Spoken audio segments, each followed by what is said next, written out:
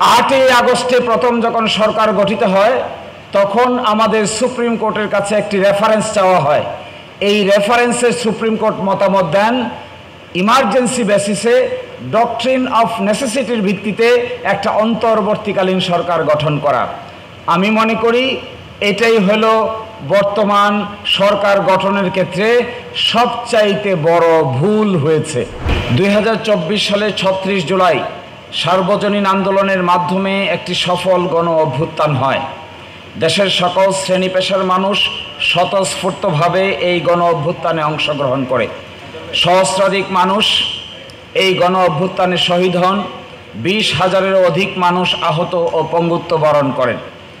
আন্দোলনের মুখে টিকে থাকতে না পেরে ফ্যাসিস্ট সরকারের প্রধানমন্ত্রী শেখ হাসিনা সহ মন্ত্রী পরিষদ পালিয়ে যেতে বাধ্য হয়। তৎকালীন প্রধান বিচারপতি সহ আপিল বিভাগের বিচারপতিগণ পদত্যাগ করতে বাধ্য হন। দেশের প্রশাসনিক কাঠামো ভেঙে পড়ে।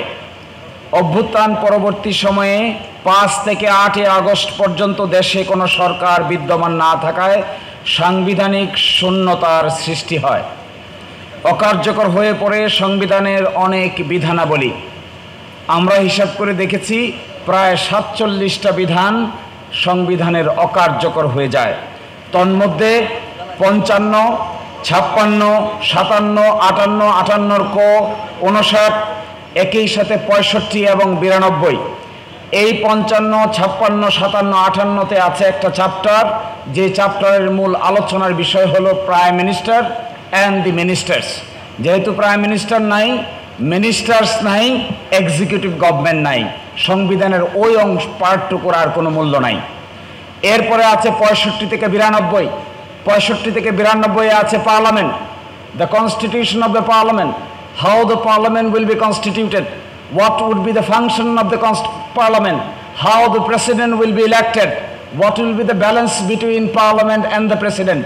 এই পার্টটুকু টোটাল অমিট হয়ে গেছে। একই সাথে 123 আগে ছিল নির্বাচন পার্লামেন্ট ভেঙে যাওয়ার কতদিনের মধ্যে হবে, আর পার্লামেন্ট অস্বাভাবিক ভাঙলে কতদিনের মধ্যে হবে, এই প্রক্রিয়াও ডিসম্যান্টেল হয়ে গেছে।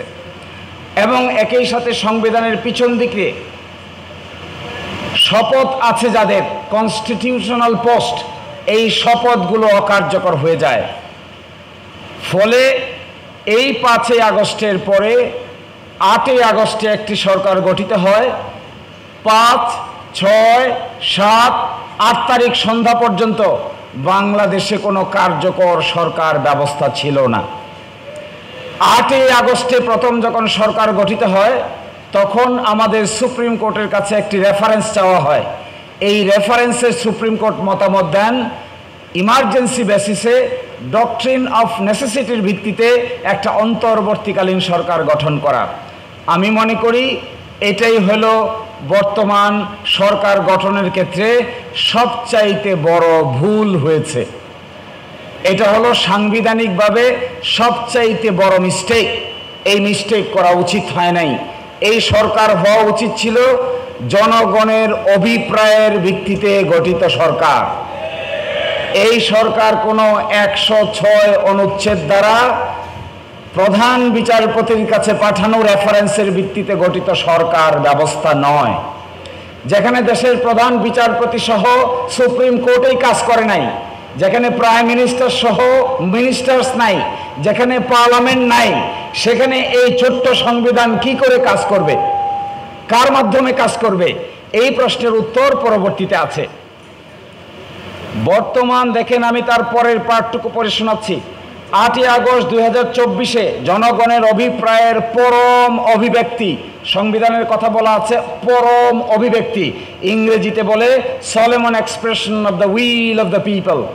5 আগস্টে যা হয়েছে এটা দেশের সকল শ্রেণী পেশার মানুষের অভিব্যক্তির পরম প্রকাশ হয়েছে এবং জাতীয় ঐক্যমত্যের ভিত্তিতে বর্তমান সরকার গঠিত হয়। সংবিধানের অনুচ্ছেদ 7-এ বর্ণিত বিধানের আলোকে জনগণের অভিপ্রায়ই এই সরকারের বৈধতার স্বীকৃত উৎস এবং আইনি ভিত্তি।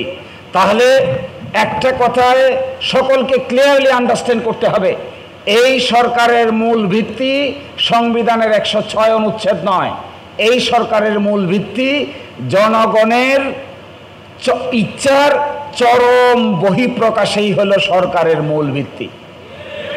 এর বাইরে যে যা ইন্টারপ্রিটেশন দিবেন, যে যা কথাই বলবেন না কেন, তা এই ভারতীয় সাবকন্টিনেন্টের সাংবিধানিক জুরিসপ্রুডেন্স দ্বারা তাদের এই কথা সাপোর্টেড নয়। বর্তমান সরকার ক্ষমতা গ্রহণের পর ফ্যাসিবাদী কাঠামো, এটা আমি স্কিপ করে যাচ্ছি, এত অসুবিধার কারণ নাই। লাস্টের প্যারাগ্রাফ, জনগণের অভিপ্রায়ের চরম অভিব্যক্তি রূপে গঠিত সরকার প্রোক্লেমেশনের মাধ্যমে জুলাই সনদকে সংবিধানের অংশ হিসেবে অন্তর্ভুক্ত করতে পারে।